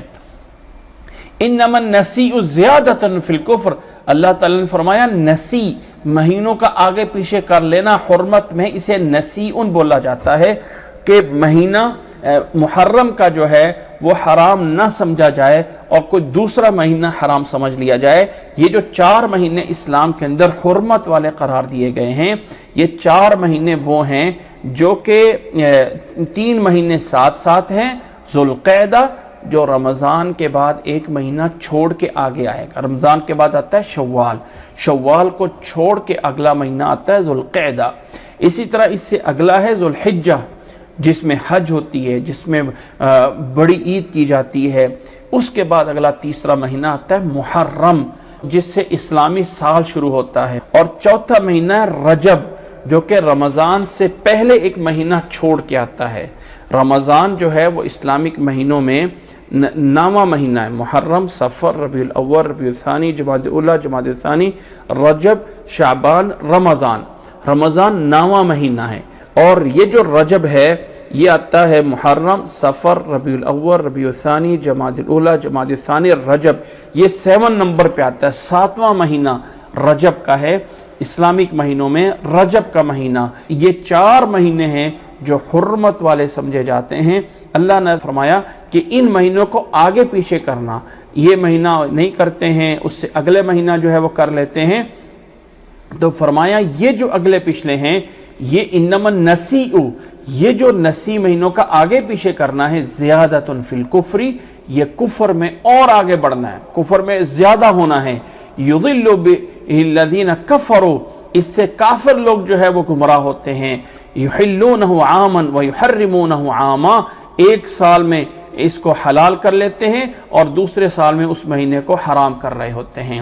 لِيُوَاطِعُ عِدَّةَ مَا حَرَّمَ اللَّهُ، تاکہ وہ گنتی پوری کر لیں جو اللہ نے مہینوں کی حرام کی ہوئی ہوتی ہے۔ اس مہینوں کی گنتی پورے کر رہے ہوتے ہیں لیکن آگے پیچھے کر رہے ہوتے ہیں۔ فَيُحِلُّوا مَا حَرَّمَ اللَّهُ، اس حلال مہینے کو حرام کر رہے ہوتے ہیں یا حلال کر رہے ہوتے ہیں اس مہینے کو جو اللہ نے حرام کیا ہوتا ہے۔ زُيِّنَ لَهُمْ سُوءُ أَعْمَالِهِمْ، فرمایا ان کے یہ برے اعمال ان کے لیے مزین کر دیے گئے ہیں۔ یہ جو بھی برے اعمال وہ کر رہے ہیں خوبصورت بنے ہوئے ان کے لیے۔ اللہ تعالیٰ واللہ لا يهدي القوم الكافرین، اللہ تعالیٰ ایسی قوم کو کبھی ہدایت نہیں دیتا جو اس طرح کرتے ہیں۔ اللہ تعالیٰ کہ ہاں یہ کافر ہیں اور اللہ تعالیٰ کی ہدایت سے یہ دور ہیں، اللہ تعالیٰ کی رحمت سے یہ دور ہیں جو لوگ اس طرح کر رہے ہیں۔ فرمایا واللہ لا يهدي القوم الكافرین، اللہ تعالیٰ کافر کبھی ہدایت نہیں دیتا ہے۔ اللہ تعالیٰ ہمیں ہدایت عطا فرمائے، اللہ تعالیٰ ہمیں ان تمام چیزوں پہ عمل کرنے کی توفیق عطا فرمائے اور اللہ تعالیٰ ہمیں پوری طرح سمجھنے کی توفیق عطا فرمائے۔ یہ چند ایک آیات ہیں جن کے اوپر جو ہے وہ آج ہم پڑھ رہے ہیں۔ انشاءاللہ تعالیٰ اس کے بعد کی جو آگے کی آیات ہیں وہ ہم آئندہ کلاس میں پڑھیں گے۔ اللہ تعالیٰ ہم سب کو جزائے خیر عطا فرمائے، اللہ تعالیٰ ہمیں عمل کرنے کی توفیق عطا فرمائے۔ جزاکم اللہ احسن الجزاء۔ سبحانک اللہم و بحمدک، اشہد ان لا الہ الا انت، استغفرک و اتوب الیک۔ السلام علیکم ورحمۃ اللہ وبرکاتہ۔